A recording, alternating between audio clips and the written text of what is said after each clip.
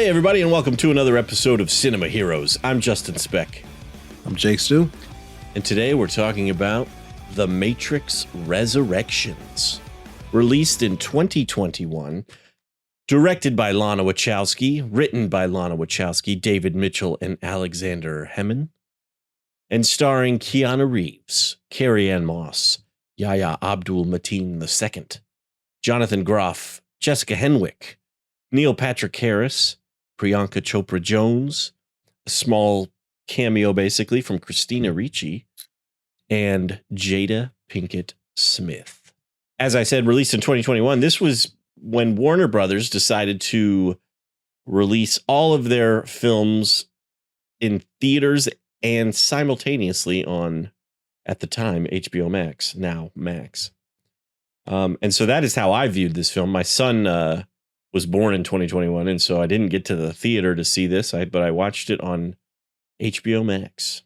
And like most people, I was a little disappointed by it my first time around. I didn't hate it. I saw a lot of people hating on it, but it didn't feel like it kind of lived up to what I expected a Matrix film to be, even though there are elements of it that are very Matrixy, obviously. Now, I know, Stu, you also felt a little disappointed the first time you saw it, but have since come around on it. Is that right? Yes. I didn't see this movie in theaters. I saw it on HBO Max. It's funny because I watched this movie the first time, and as I was watching it with my wife, she looked at me. She was like, "You don't like this, do you?" I was like, This is not good. I was like, I don't like this. And the further it got along, the more angry I became because, it's the Matrix. It is a cinematic masterpiece. And unlike most people, I love the second two movies, Reloaded and Revolutions. More so Reloaded than Revolutions, but I have a great appreciation for Revolutions. But I was so angry at the way this movie was made. And a funny thing is, I watched it again that same night with some friends and was even more upset the second time. And then one day I decided to go through the Matrix franchise. So I watched the first three movies and the Animatrix. And then I finally capped it off with this movie, Resurrections. And I still hated it. So that was the third time watching it. Wow. And I tried to give it another chance and I hated it. And this is something I never do. I usually don't give movies 4 chances. Right. But Yeah, I was going through the franchise again because I love the franchise. I think the Matrix is the greatest film known to man. But I got to Matrix Resurrections. I was like, I'm going to sit down and pay so close attention to this movie. And I was about 35, 40 minutes in on this fourth watch. And I was like, I get it now. I get it. And when I first saw this movie, I rated it. I think I gave it like a 1.5 on Letterboxd. And I left it that way the subsequent times. But the fourth time I watched it, I decided not to rate it because no, it wasn't the fourth time. It was the third time. The third time I watched it, I decided not to rate it because I knew there was something about it that I wasn't getting. And it wasn't until that fourth time watching it that I got it. And I think the reason I got it was because that first time I had went through the franchise, it was a while before I got to Resurrections. That last time I went through the franchise, I watched all the movies within like a week. I watched all 4 movies in like 7 days. So everything was like very, very fresh in my mind. And I think that greatly contributed to my enlightening of of this movie. I found myself enjoying it that last time around. I didn't watch it for this episode of the podcast because I've seen the movie 5 times now. And I the last time I watched it was like a couple of weeks ago. So I didn't feel the need to watch it again, but as I said before we started recording, I probably should have watched it again because Well, you said you had some questions for me. I was like, I hope I'm able to answer them. But yeah, I found myself enjoying this movie. I can firmly say that I enjoyed this movie, and it's only because I was determined to give it a chance and at least understand it.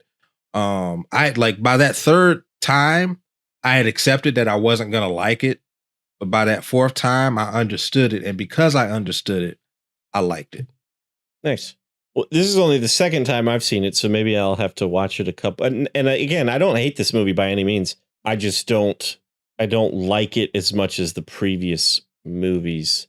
But maybe I need to watch it a couple more times to have something click. I'm curious what you said. It was about 30, 40 minutes in. I'm trying to think of like kind of what happens around that mark. What was it that what was on screen when it clicked? When they woke Neo up and Neo was talking to Bugs, the blue hair girl, Yeah.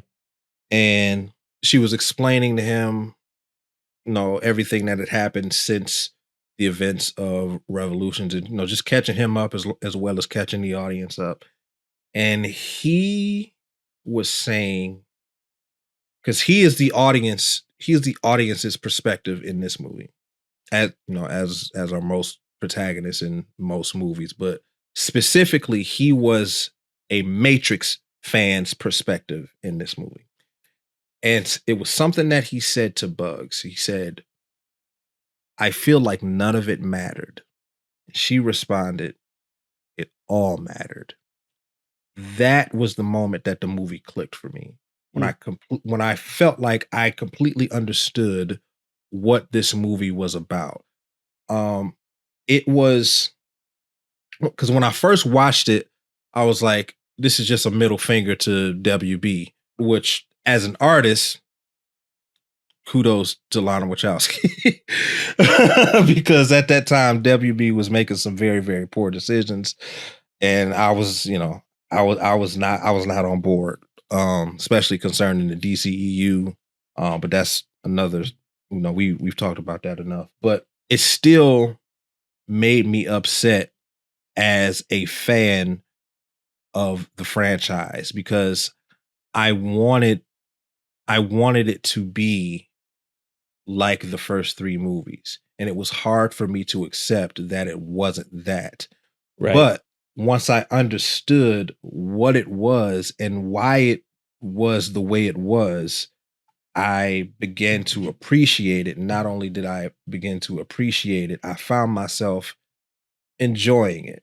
And, you know, after that scene, it felt like everything subsequently just fell into place for me for the movie because she was because that's exactly how I felt about this movie the first 3 times, and that's how most people feel about reboots and remakes and legacy sequels. They feel as if none of it matters. We always say, I don't say this, but fans of movies and franchise always say, you're ruining my childhood. Right. And that's not true. Your childhood is still intact. The movie that you love is still the movie that you love. It's been made, it cannot change. And what this movie was saying is that the story that you love and the characters and the universe that you love is still intact. And we are showing love and appreciation to that. But we are also very self-aware of the movie is very self-aware of its existence and why it is existing. And it doesn't shy away from that. It is a bit heavy-handed on the meta, which is still something that bothers me tremendously. But like I said, I get it. And, like Bug said, it all mattered. Even though this movie exists, it does not taint what preceded it. Right, I agree. So there's theories online that Lana Wachowski made a bad movie on purpose. And I think you and I had talked about that briefly when the movie first came out, about how that's kind of how it felt. I mean, there's a line in the movie. They're talking in the context of the film. They're talking about a video game, but Jonathan Groff's character, who is like the head of the video game company or something, who we find out later is actually Agent Smith, is talking to Keanu Reeves' character, Thomas Anderson. And he's saying, he flat out says, like, Warner Brothers is going to make Matrix 4 with or without us. And that just, it's almost like impressive that they put that into the script, because that is what we heard, that Warner Brothers had approached the Wachowskis and said, we want to do a Matrix 4. And I think the Wachowskis originally were like, no. And they said, well, we're going to do it with or without you. And so then they were, that kind of, there's only Lana Wachowski directed this movie. It wasn't Lana and Lily. So I guess they only convinced one of them. And this is, it's probably not the Matrix movie that Warner Brothers was wanting either. It probably wasn't what they were expecting, because it certainly wasn't what fans were expecting. It's a different type of Matrix film. I don't think Lana Wachowski necessarily made a bad movie on purpose. I think she made the Matrix film she wanted to make. It wasn't, she didn't give Warner Brothers exactly what they wanted, but I don't think she was like, all right, I'll give you a Matrix movie, but it's going to be a bad one. Because that just seems not wise. But I actually think I like this movie a little bit more this time around than I did the first time around. And you were talking about how heavy-handed it is on the meta. When I remember when I saw the preview for the film and we saw glimpses of the original Matrix within the film, I remember thinking it was going to be even more meta than it was. I actually expected it to be that Keanu Reeves was playing a character who had made a movie 20 years ago called The Matrix, that he was going to be an actor. And he had made this movie called The Matrix, or this franchise called The Matrix. And, I thought it was going to be that way. I thought it was going to be even more. I thought it's kind of like, even though I haven't seen this movie, I'm aware of the premise. It kind of like Wes Craven's New Nightmare, where they, they had made a movie called A Nightmare on Elm Street. And you haven't seen New Nightmare? No, I haven't. New Nightmare is pretty good. I like New Nightmare. Yeah, I know. I want to watch it. I just haven't gotten around to it. But that's kind of what I was expecting. And so when the movie came out and it was a video game series, I was like, oh, that's kind of, I didn't like it as much because, in our world, in the real world, no video game looks so real that it looks like an actual movie with actual actors. Video games have come a really long way, but you can always tell it's computer generated images and stuff like that. I've never mistaken a video game for a movie with real actors in front of on film or whatever. And so I was kind of like, that's a little lame. But watching it this time around, and I think that's why everybody doesn't like the movie, or didn't like the movie when it first came out, at least, is because our expectations were here and Lana Wachowski went somewhere else. She didn't, what we didn't get what we were expecting. And that's not, I don't think, a fault of the movie. It's just a fault of our we had certain expectations, and what we got was something different. And so watching it this time around and knowing that it was a video game, that he's a video game designer, it actually made a little bit more sense to me, because especially since the Matrix is attempting to hide Neo, or the machines were hiding Neo for 20 years. I don't think they could make him a high profile actor. I mean, I guess they could have, because the DSI is different. He looks different, but I think it made more sense to make him a video game designer. And it also, I think, made more sense in terms of him feeling like he's having these psychotic breaks where he can't distinguish reality from fiction. or he thinks he can't, distinguish reality from fiction because it's a world that he created. It's not he wasn't on a set, it's code that he wrote. And so I kind of think the video game aspect actually made a little bit more sense for me this time around. But there are still, I will say this movie is very exposition heavy. And it's kind of similar to what we talked about with Matrix Revolutions in the beginning, how the beginning was so kind of slow. This movie doesn't start off slow. It starts off pretty cool with the action sequence being kind of recreated from the first film with Bugs kind of watching it and stuff like that. But the middle, I think, for me is a kind of where I checked out. When Neo especially gets to Io and is talking to Niobe and stuff, that is like the halfway point of the movie. And typically with films, not all films, obviously, but typically with films, the halfway point of the movie is like a kind of a big tentpole event. And that wasn't the case with this film. It's a dialogue scene. And so I started to check out a little bit about halfway through the film. And then the other, for me, I think part of the reason why I was disappointed the first time around is because the Matrix films have all been huge on spectacle. And the first film was huge, in my opinion. But then the second film upped it with like the highway chase and all that stuff. And the third film has the Zion War. But then you also have the big fight scene between Neo and Smith. And this film just doesn't rise to that level. But again, the movie talks about that. It's when they're trying to figure out what makes the Matrix, when they're talking about the video games, one of the characters is like, it F's with your head. And then another one was talking about, I don't need all that philosophy crap. I just want, guns, lots of guns.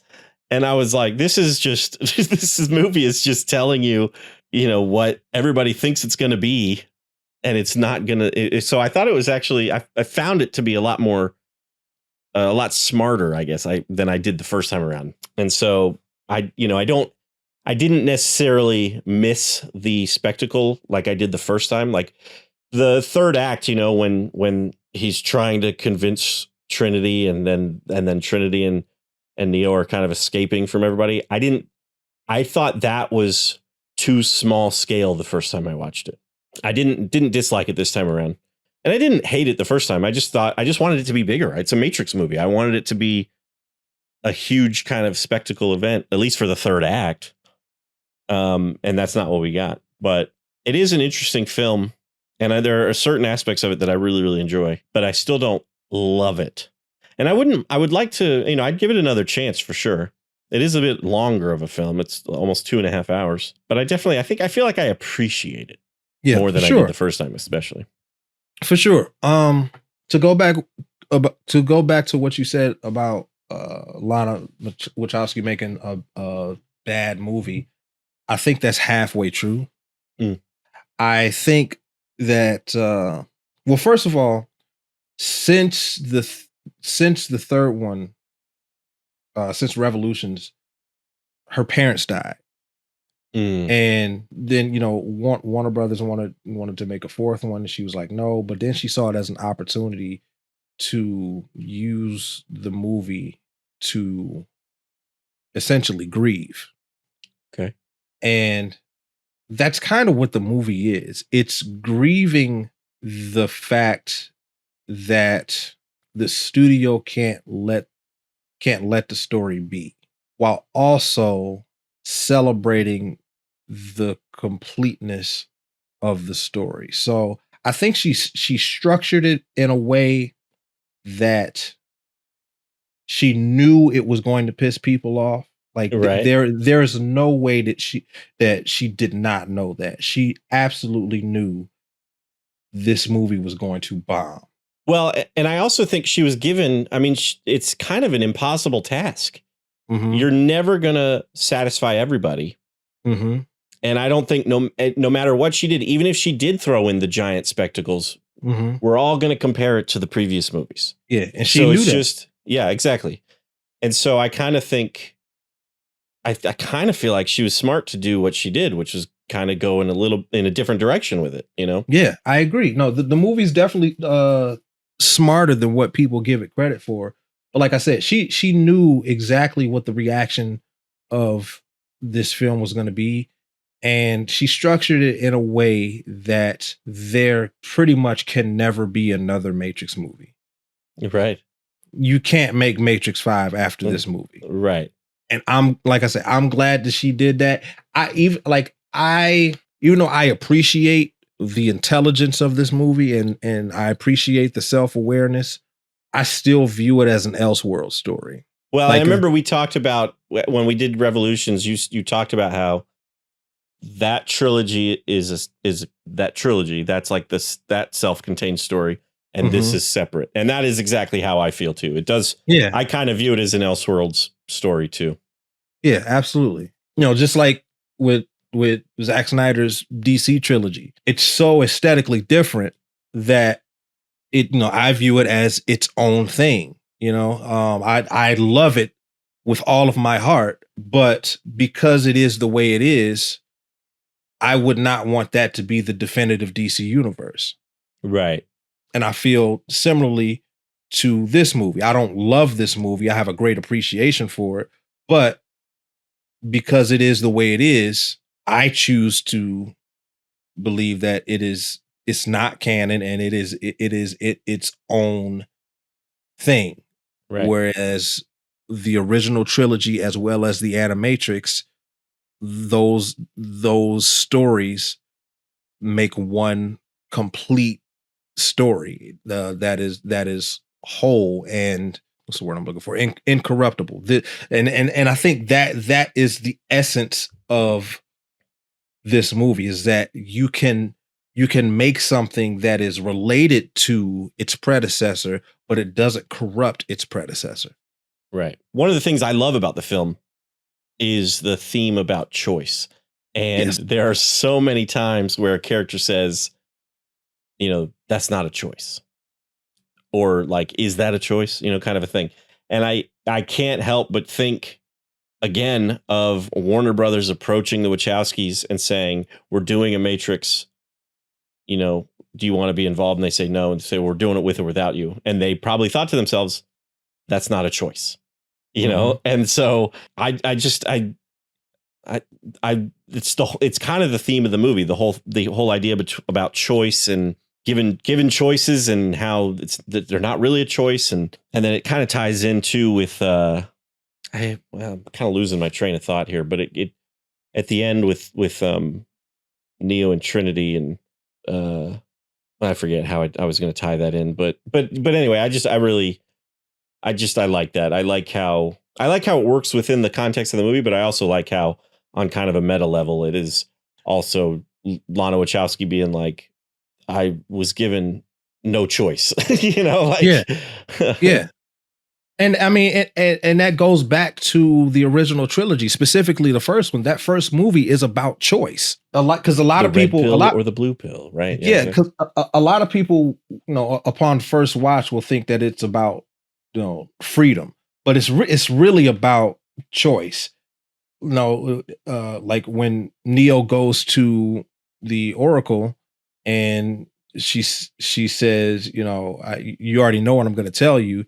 And he says, I'm not the one. She doesn't tell him that he's the one. He made that up. He made that up in his mind for himself. He assumed that that's what she was going to say because he didn't have the confidence to be the one. It wasn't until later in the movie when Trinity kisses him and essentially resurrects him that he has made the choice to be the one.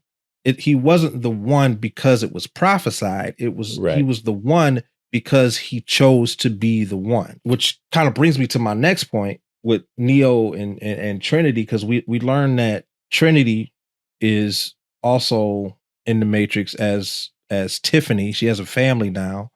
And she feels similarly to Neo. She feels like there's something missing. There's something drawing her somewhere else, and the two of them have a connection that they can't really explain. But later it's revealed that both Neo and Trinity were alive, and they were needed in order for the Matrix to function.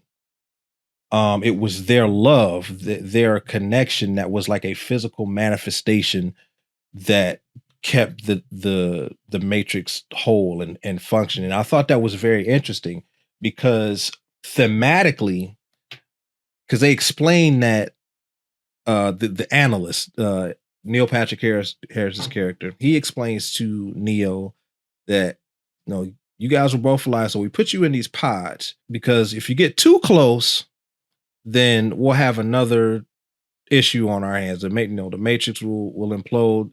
There'll be war. All of this. We don't want that. The machines don't want that. So what they did was they put them just close enough so the Matrix could still function, and that is essentially like thematically what studios do with sequels to franchises and reboots and remakes with the nostalgia that they use nostalgia to draw you back in.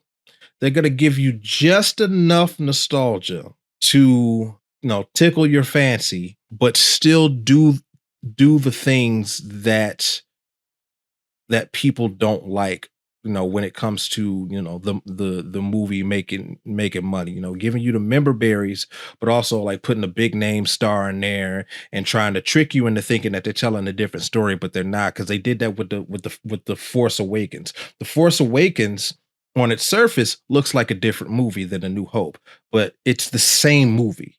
It's literally the same movie. I thought that was genius. Once I finally understood it, I thought it was genius. So you said something that I want to touch on, and this is one of the questions I had for you. And the movie might have explained it, and I just missed it. Mm-hmm. And I know you said you haven't rewatched it, so you may not remember. But the analyst actually says that Neo and Trinity died, and he convinced the machines to basically like reanimate them, essentially. Reanimate them. Yeah, he like reconstructed them and brought them back to life, basically. And so I get that. My question is, Jonathan Groff plays Agent Smith. Mm-hmm. Agent Smith in Matrix Revolutions was destroyed, I thought. Mm-hmm. So did the analyst also reconstruct Agent Smith? Was he also a necessary part of this equation with Neo and Trinity? Or like, how did Agent Smith come back? That's my question. I don't recall the movie explaining that, and I was unsure. I don't recall the movie explaining that either, but this is just my interpretation of it. I could be very wrong, but Smith's whole thing, especially within Reloaded and Revolutions, was inevitability. The aspect of not having choice, and there only being one absolute. That's why he took over the Matrix, and there were all these different Smiths, but it wasn't all these different Smiths. It was essentially just one Smith. You just saw him in different manifestations, I guess, DSIs.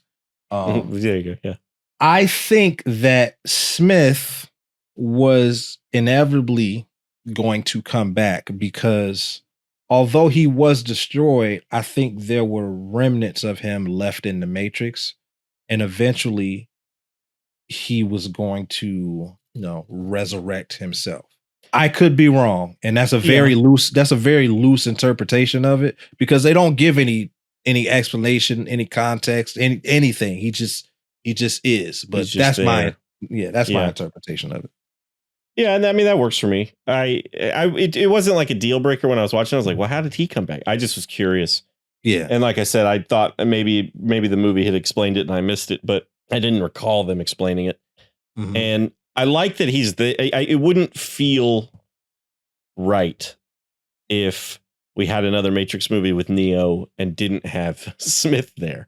Yeah. So I do appreciate that he's included. One of the things I actually really like about the film is that they don't really like team up. It's not like a buddy cop type kind of situation, but it's they have to work together because the analyst is like their common enemy. Yes.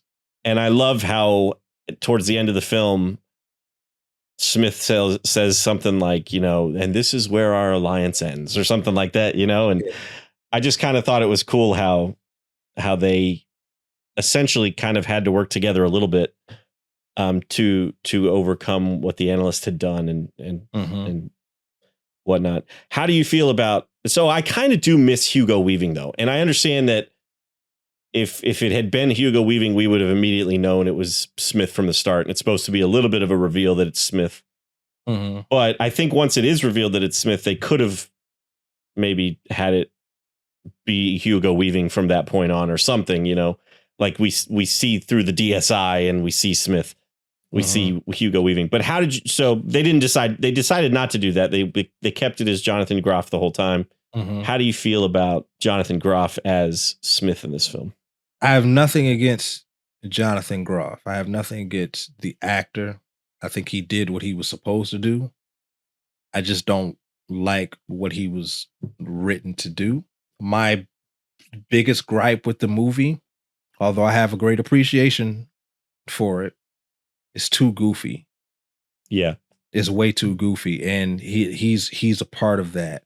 Even if they didn't get Hugo Weaving, I think it might have been a scheduling thing. Okay. Or maybe he just didn't want to come back. But I think it might have been like a scheduling thing. But no, even if they couldn't get him back, I would have preferred whoever they got, Jonathan Groff or whoever, to still be Agent Smith and play kind of like how Bane was in Revolutions. Like he looked completely different than Hugo Weaving, but he absolutely nailed it. Like Smith. I believed he was Agent Smith, and I wish they like once it was revealed, I wish they kind of did that, but they like.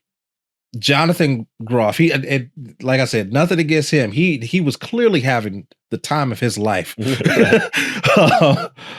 playing this role, but he leaned all the way into the camp, and that's something that I don't really like about this movie is that it's so campy until it takes you out of it. And part of me thinks that's on purpose. You were talking about the goofiness.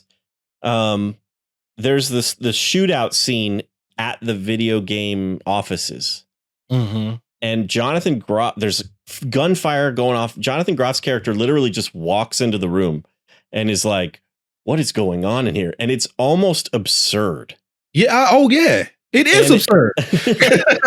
And I feel like, again, it's not a message, but like, it's Lana Wachowski trying to say something, it's like a wink at the audience. Yeah. It feels kind of like that. Like this, here's some of the action that you want from a Matrix movie, but like it's ridiculous. It's all, I don't know.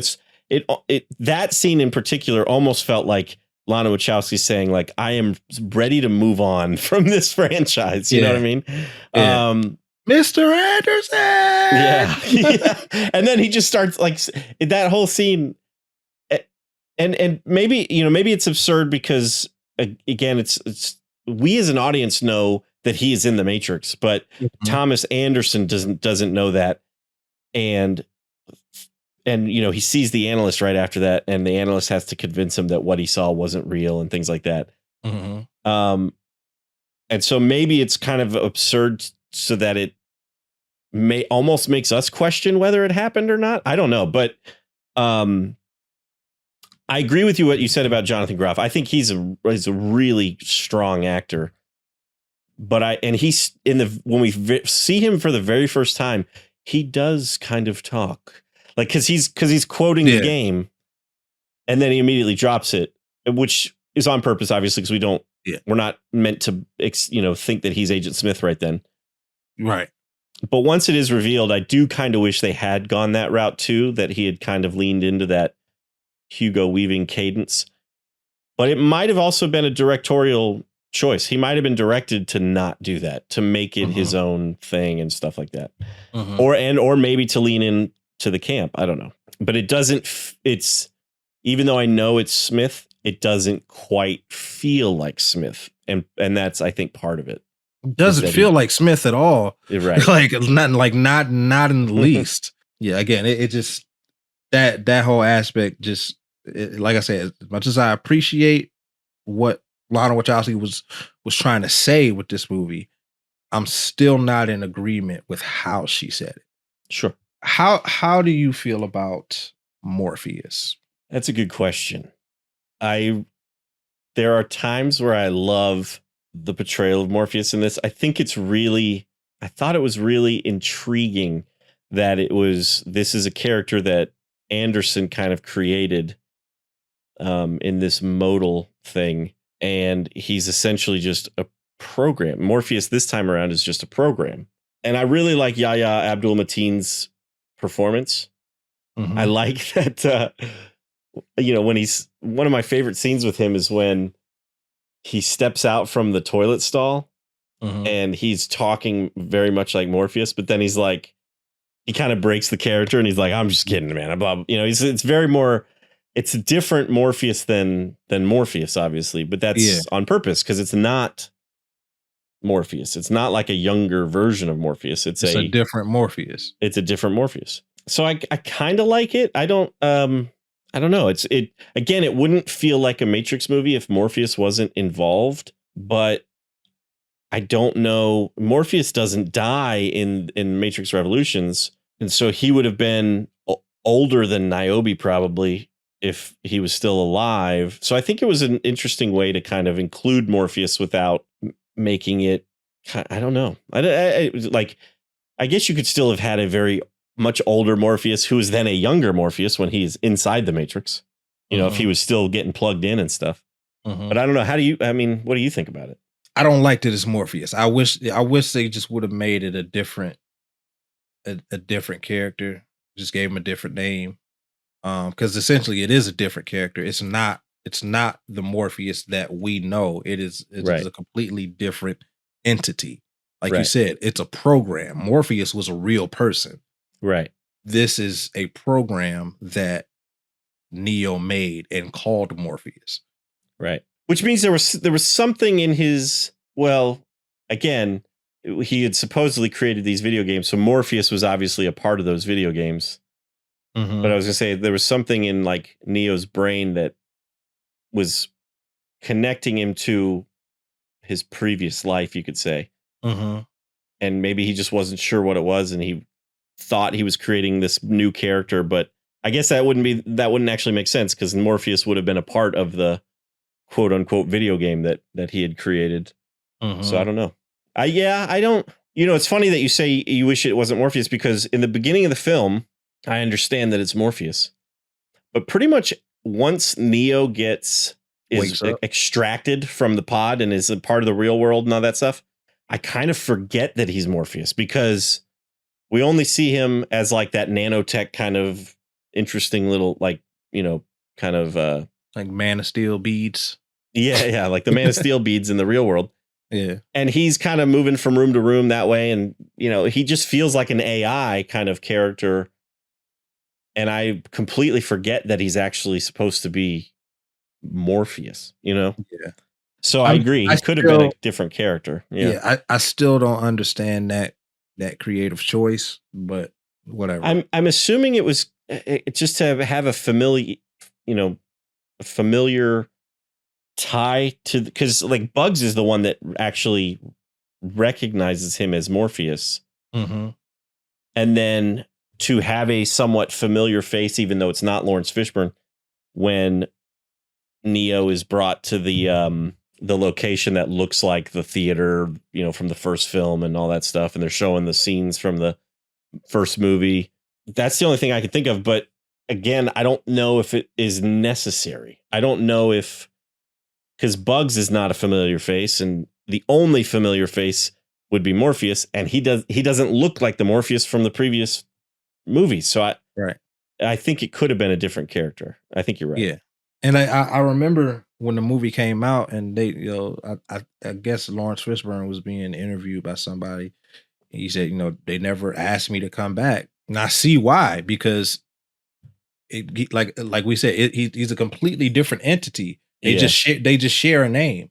Right. But they like that Morpheus is not Lawrence Fishburne's Morpheus, and I would not have wanted to see Lawrence Fishburne play that. Right. Yeah. So I'm very happy that they didn't give him a call, because that would have made me even more angry Right. the first time I watched it. Let's talk about a couple of the other familiar faces. Jada Pinkett Smith returns as Niobe. How do you feel about that? I liked it. I thought it was cool. She's still very much Niobe. Like, just the way she acts, and even just like her philosophy and how she operates. She never believed in the one necessarily, but she believed in Neo, and believed that, if anybody could get this done, it's going to be Neo, because he's just Right. got he's just got something about him, he makes the difficult choices, and that's what she believed in. But yeah, I like the whole aspect of, her becoming basically the leader of the new Zion, which is called Io. And I even like the aspect that, because she was explaining that machines were fighting machines. Right. I like that, I do too. because it is reminiscent, even more reminiscent, of human beings. Right. As machines progress, they became more human-like in their behavior rather than appearance. They still looked, different, but in their behavior, they became more human-like, and started, having quarrels with one another. There were machines that wanted to keep humans enslaved, and then there were other machines that was like, no, you know, they are sentient beings and should have a choice, just like we had a choice. So it made perfect sense within the universe. Right. I also really like how in this movie there's a couple of machines who work with Bugs and their crew. Like, there's actually a couple of, like, almost like mini sentinels on the ship. I thought that was kind of a cool idea too. I don't love the bird machine. I can't remember its name. It's like Kujaku or something like that. That shows up at the end. That feels like it goes a little too far. I like that they had machine allies. Right. I don't like the look of them. I don't like that they were so smooth and cute and cuddly. Well, that's what I don't like about the bird. It looks cartoonish. It looks like a cartoon sidekick from a Saturday morning cartoon or something. Yeah, I didn't like the fist bump. And then there's that little. That I forget what that character's name is, like Luminate or something like that. But that I was like, are we watching Transformers now? It was really, I didn't mind the look of this like mini Sentinel things. I thought that, it's been 20 years. They maybe have gotten they look a little upgraded or whatever. But yeah, I can understand that criticism. Just going back to Jada Pinkett Smith, I like Niobe being in the movie. I like her. I think it makes sense that she'd be the leader of Io. The one thing I don't like is I don't really love Jada Pinkett Smith's like old person voice. I don't quite buy it. It kind of pulls me out a little bit, but it's not terrible. I can kind of get past it. The other familiar face is not actually, the actress is not familiar to the franchise, but the character is, and that is Sati, that shows up, played by Priyanka Chopra Jones. Had to remember her name there. I thought that was actually really cool that they included her in the film. I thought that was really, it was pretty awesome. I did too. I really like that. Going back to Niobe was explaining again what happened. So Bugs was kind of explaining what happened, like within the Matrix and because she was explaining that it had been 60 years since the events of Revolutions. Right. And Bugs was kind of explaining what happened in the Matrix, and then Niobe was kind of explaining what happened with Zion. And I love what she says about Morpheus. It felt so right Mm-hmm. because Morpheus. So okay, let me back up. Let me back up. She explains that there was still war after the war had ended. There was still war and disagreement and all of these bad things happening. And Morpheus could not accept it. He could not accept that the work that Neo did was not necessarily being undone, but it it didn't it wasn't absolute. The work that he did was for a season in the story of humanity. He could not accept that it wasn't absolute. And I love that fact. I love the fact that after the events of the original trilogy, he was beloved by everybody because he was already popular amongst Zion. Yeah. Because we saw him give that awesome speech in Reloaded. But I love that the fact that he essentially became the leader. He was like the high council. Right, yeah. I thought that made a lot of sense. But again, I love the fact that he couldn't accept that Neo's work wasn't absolute, because even in the original trilogy, he was so, especially in Reloaded, he had such a dogmatic approach to the prophecy. He said the prophecy is what it is and you cannot change it. And then when it is revealed to him by Neo that the prophecy was a lie, he couldn't accept it. Right. Like he didn't know what to do with himself. He was baffled. He was befuddled. He did not know what to do. Like it was because he, again, the Oracle said it in the first movie. He said he believes this prophecy so blindly that he is willing to sacrifice himself for you, and you're gonna have to make a choice. But that just it made so much sense that he still held on to his blind dogmatic practices that eventually led to his demise. And it made so much sense. Yeah, it felt like Morpheus. Yeah. How the character of Morpheus in this movie doesn't really feel like Morpheus because it's not Morpheus. Right. That explanation and what everything Niobe said about him, and that felt like Morpheus for sure. Yeah. The analyst, Neil Patrick Harris, how do you feel about that character and how he's essentially the antagonist of the film and everything? I like it. I like him. Yeah. I remember the first time I saw the movie, when it's kind of revealed that he's behind everything. I thought it was like a different version, but the same. I thought it was going to be the same character as the architect, yeah, but just a different, like an upgrade, like a 2.0 kind of thing, But that's not really what it was. He's a separate character. But I like he had convinced the machines to let him reconstruct Neo, and then he realized that by keeping Neo and Trinity close but separate, it kept the Matrix alive, like you said, and I like his whole explanation too about how the energy output was like off the charts when, and he was talking about hope and despair being like a similar code and stuff like that. I was like, this is all really, really interesting to me. Because it makes so much sense, because I was reading this book called Matrix and Philosophy, and it got real deep. I love it. I might read it again.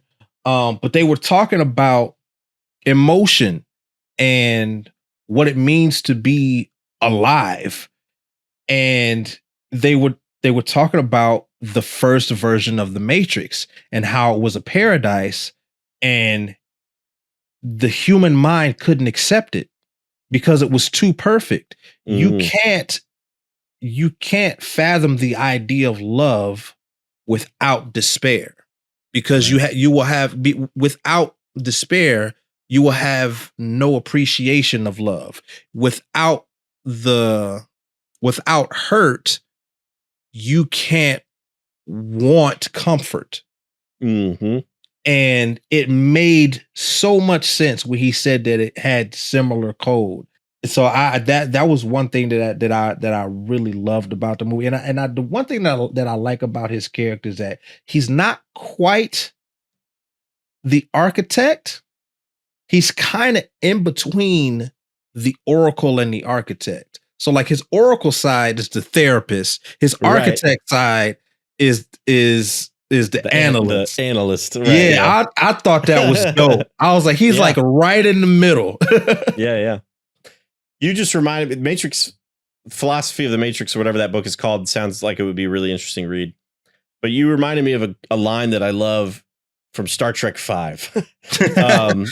Star Trek 5 is not a very good movie, but there's a moment where Captain Kirk is talking to this kind of like this being, and the being is basically like, I could take away all your pain and I can, make you pure happiness, basically.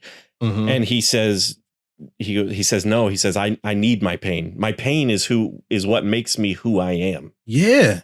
And so, yeah, I mean, and that's exactly right. Like what you said, we wouldn't have an appreciation for love or for happiness or for joy if we didn't have those difficult moments, the pain, the despair, things like that. Yeah, and that's So, essentially like kind of what this movie is, and that's why I think that she made it the way she did. Like she made it kind of bad because it would not maybe not increase, but acknowledge the appreciation that we have for the original trilogy. right. There's another character that shows up that I wasn't too fond of the first 3 times I saw this character.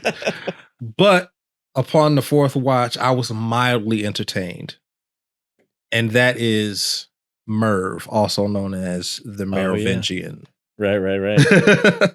I had forgotten that he was in the movie. So this is only the second Yeah. time I'd seen it, and it's been 3 years since I watched it. I forgot that he was in the movie. Yeah. So when he showed up again, I was like, "Oh, that's cool." And again, it's kind of meta because he goes off on, like, during this whole fight scene, he's just sitting back there complaining about stuff. Yeah. And I was like, it was cool to see him, but again, I don't know if it was completely necessary. It was, I forget what they were called. They were like exiled programs or something like that. Yeah. But I like the cameo of it. It's, I thought it was fine. So basically, the Merovingian was a program trafficker. Right. And he was like the king of the digital underworld, like the dark web or whatever. And since the events of Matrix Revolutions, he lost his domain. That included all the exiles that would go in and out of his domain. So Mhm. that's where they came from. And did you say you didn't love the fact that he was in the movie, or you didn't? I didn't love what they did with him because like Right. again, by the time I got to that point, the first time I watched, I was royally You were pissed done with off. this movie. Yeah, Right. I was just waiting for it to go off at this point. Right. But like I said, the fourth time I watched it, I'm in your camp. I don't think he was necessary, Right. but I did find it mildly entertaining. Mildly entertaining. That's exactly how I'd say. I got over my rage, and I saw I saw the irony in the situation. Yeah. He was basically a king, and now he's a bum. Right. Yeah. Yeah. Let's talk about the end of the film. Okay. When the Neo has basically, he's come to the analyst and he's basically like, let Trinity decide. If she decides to come with me, you let us go free. If she decides not to come with me, then I will allow myself to be plugged back into the pod and you can use me for, to keep the Matrix, whatever. And I like the scene, I guess, where Trinity kind of shows up and then her family shows up and she's like, I gotta go. And it's kind of in screenwriting terms, it's like the dark night of the soul or whatever it's called. It's like the low point. Mm-hmm. And Neo is getting kind of, what's the word? I can't think of any words tonight. All the cops are like pushing down on him, and he's kind of crouched over. Yeah. And then she finally kind of realizes what's happening. And she's like, I've always hated that name, because her husband keeps saying like, let's go, Tiffany. Come on, Tiffany. Which is Chad Stahelski. Oh, is it really? Yeah. I didn't know that. Director of the John Wick movies and wow. And Keanu Reeves' stunt double in the original trilogy. Wow, that's cool. I had no idea. That's awesome. And so then she calls out for Neo and he's like, Trinity. And then, he pushes everybody. And then it's the whole escape scene and all that stuff. This time around, I appreciated the scene a lot more. I do find it interesting that Neo is able to do some things, but not all the things that he was able to do before. Like, he has no problem stopping bullets, but he can't fly. And again, I definitely like that part when he was like, you can fly, right? He was like, let's see. That's not happening. Yeah, that was pretty good. I remember the first time I watched the movie, I was a little disappointed because it felt like all Neo did was just push people away, use the force basically on people. Yeah. And I was like, that's lame. Yeah. What, like, you could do so much more than that. And I kind of still feel a little bit like that. I mean, I like the scene more this time around, but it still feels like that's a majority of what is happening is him just pushing people away. But I love that Trinity is the one, like when they're on the rooftop and they jump off and they're trying to fly, it's Trinity is the one that is actually able to do it. And it just, there's something, I don't really know how to describe it, but it feels almost kind of poetic to me that she's the one that is able to kind of save the day at the end and everything. And I love the final shot of the film where it's the two of them kind of flying together, up into the sky. I loved that. I thought that was great. No, I agree. When the analyst is using bullet time against Neo and explaining to him their connection, that's when the movie pretty much becomes about Trinity. Right. And I like that because throughout the entire trilogy, we believe like we're experiencing most of this story through Neo's perspective. But it's really about both Neo and Trinity. At the heart of this story is love. And like we said before, you can't experience you can't have a true appreciation of love without despair. That's why their love is so strong, because they go through all of this stuff throughout the movie. And even in the first movie, Trinity has fallen in love with Neo because she's watched him for so long. She's watched him, rise and fall, like all the stuff that we don't see about Neo and his life. Trinity has seen that, and like she knows Neo before he's even waking up. That's why she has fallen in love with him, because she knows him so well. And I love the fact that, again, their connection is the driving force of not only the Matrix itself, but it's the driving force. It's the through line of the trilogy. And I just like you said, it was very, very poetic, and I like that turn. When the movie shifts from being about Neo to being about the both of them. Well, but yeah. But it's really about the Trinity from that point on, and I like that. I do too. Real quick before we go into our ratings, the music in this movie is not done by Don Davis like the previous 3 films. Yeah. It is instead done by Johnny Klimek and Tom. I've always pronounced it Tykwer in my brain. It might be Tickwer or something, but he is a director in his own right. He directed Run Lola Run, and he also co-directed Cloud Atlas with the Wachowskis. So it's interesting, and I think he co-did the music for that film too. So it's interesting to see him as a composer in this film. But how did you feel about the music in this movie, and maybe especially compared to the previous movies?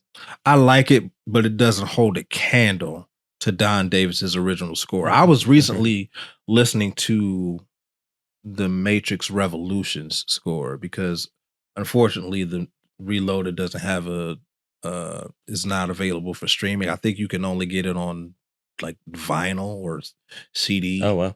Yeah.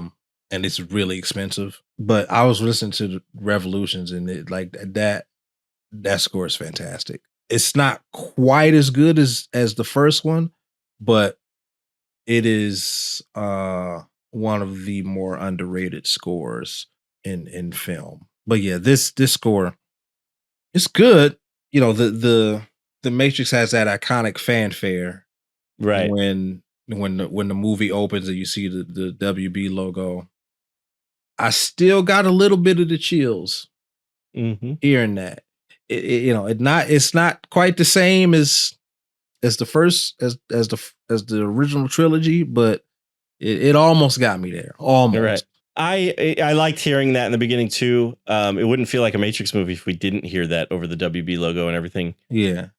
I didn't have a problem with the score. I don't truly remember it that much, but I also feel like we don't hear kind of that Matrix fanfare very much other than that, unless I just don't remember. But so I kind of agree with you. I mean, the music works for the movie, but I think Don Davis's scores are better. The Matrix Revolution or the Matrix Reloaded has a couple of tracks of score on like the second disc of the soundtrack, which I don't know if is on Spotify or not. I think it is.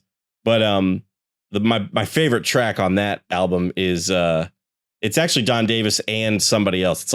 It's Juno Reactor or somebody who did like techno electronic music or whatever. Yeah, but I know it's exactly. The highway. Yeah, it's the highway chase music. Yeah.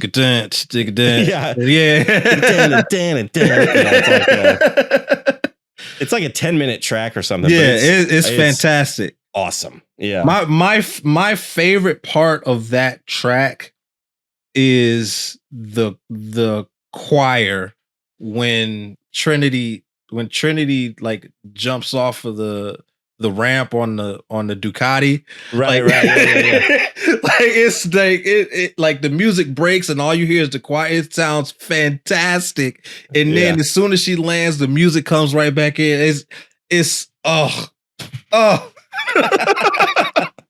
It's so awesome. It's so awesome. But there's a specific motif in this movie, in Resurrections, that I love. Oh, cool. And I'm drawing a blank on the melody. Right. But I remember watching it the last time. And not even the last time, even the first 3 times, I was like, I like this. It was a very specific motif, a very specific set of notes. That was kind of like, I guess it functioned as the theme for this particular movie. But I really, really liked it. Nice. I might have to go listen to the score and listen. You hear it more in the second half of the movie than you do the first half. Okay, cool. The Matrix Reloaded and the Matrix Revolutions, there were expanded scores of those released on CD by La La Land Records, which is a company that I've bought numerous soundtracks from. And I regret they're out of print. I regret not buying them when I had the chance. So they're probably super expensive on eBay now if you were to find them or something. But yeah, I wish I had kind of gotten those. All right, well, we're running out of time, so let's go into a rating. how would you rate The Matrix Resurrections? You go first this time. Okay. I think for me, I think there's things obviously that we appreciate about the film, but there's also things that I think, for me, at least with me only having viewed it twice, still don't really work. For me personally, it's probably my least favorite, even though I don't dislike the movie. It's still probably my least favorite out of the Matrix films. I'm going to go with 3 out of 5 Sentinel babies. I don't know what they call those things. Mini Sentinels. I'm not gonna rate this movie because how dare you? Yeah. It's such a unique movie. It's impossible to rate it for me because I feel like I would be rating it just purely on enjoyment. And I think that's how most people rate movies, which is fine. Personally, that's not how I like to rate movies because if I did that, I would have so many 5 out of 5s. Right. But this is a really, really hard movie for me to rate because it's so unique. This is one of the most unique films I've ever seen. Because it is told in a very, very specific way, and you can tell that while you may not understand every choice, you can tell that every single choice was deliberate and has some type of meaning behind it. And because I don't understand all of those meanings, I understand the movie a lot more now than when I first viewed it. But because I don't understand, I feel like I feel like even though I have an appreciation for it and a better understanding of it, I still feel like I don't understand the movie enough to give it a proper rating. I can appreciate that. And we've talked about how I think 9 at maybe even 99 out of 100 times when I'm giving my rating, it is an enjoyment rating. It's my enjoyment of the movie. But we've talked about how, from a kind of critical point of view, we can understand how, like, the movie was maybe not made for me, but it did what it was trying to do. Agreed. And therefore kind of deserves a good rating. And so I can understand where you're coming from. I respect that. So that's fine. Yeah. You don't have to give a rating. I won't give a rating next time. How about that? The Blade Runner. I don't particularly care for Blade Runner. I understand why people like it, but that's another movie that I can't rate. Right.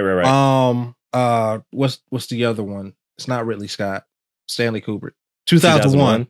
Yeah. Again, I get why people like it as much as they do. That's another movie that I can't rate because I don't feel like one, I kind of don't like it. And two, I don't feel like I understand it enough to give it a proper rating. So rather than just saying this movie is terrible because I don't like it, I would rather say I don't understand it well enough to properly assess it. Yeah. I think that's great that you can do that, because I think most people wouldn't do that. Most people would watch it, not understand it, and go, "This movie's garbage," and give it half a star or whatever. So I think that's a cool way of doing it. I agree. There's movies like that it's the same thing for me. I'm kind of drawing a blank at the moment, but I know I've watched movies where I go, and 2001 is actually one of them. The very first time I watched 2001, I remember going, I don't know what's happening. Like, I don't know what's going on. This movie's weird. Yeah. And I've seen that movie a couple times now, and I appreciate it more. Yeah. But yeah, the first time I watched it, I was like, I didn't see the appeal.